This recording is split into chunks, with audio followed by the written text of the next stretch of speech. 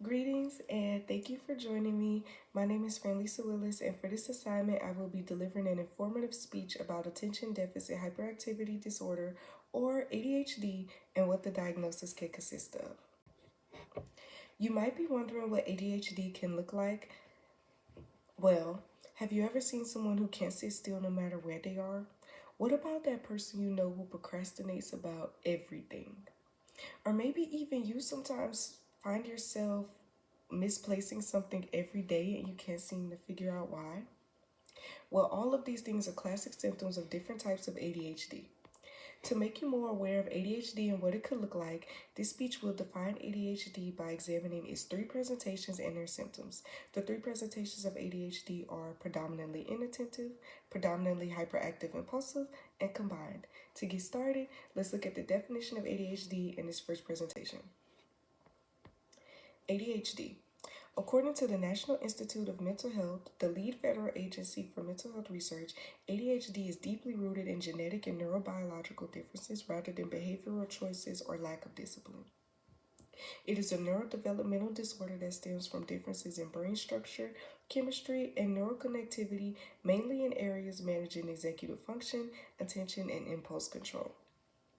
It is characterized by an ongoing pattern of symptoms like hyperactivity, impulsivity, and inattention. Which leads us to our first presentation of ADHD, which is predominantly inattentive. People with predominantly inattentive ADHD typically have a hard time focusing, completing tasks, and being organized.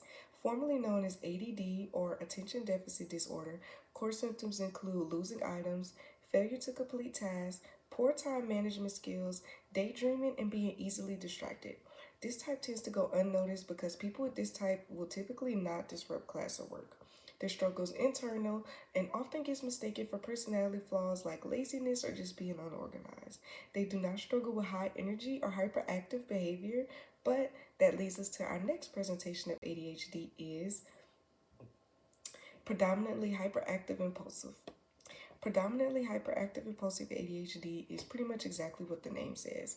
According to a WebMD article, medically reviewed by Smitha Bandari, a medical doctor board certified in adult psychiatry, child and adolescent psychiatry, and forensic psychiatry, the main symptoms are nonstop talking, being impatient, interrupting people during conversation, talking out of turn, trouble focusing on quiet tasks like reading, or just not even recognizing when situations are dangerous.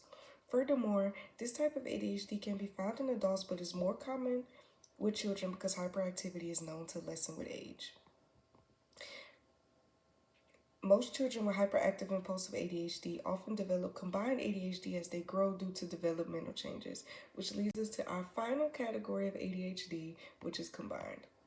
Combined ADHD is the most common type of ADHD, and the diagnosis is received when a person consistently displays multiple symptoms of both inattention and hyperactive impulsivity.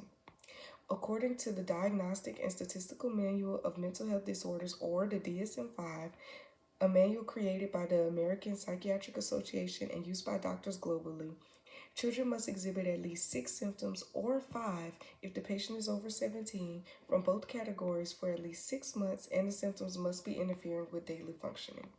With that being said, people with combination ADHD frequently navigate an understimulated mind and an overactive body.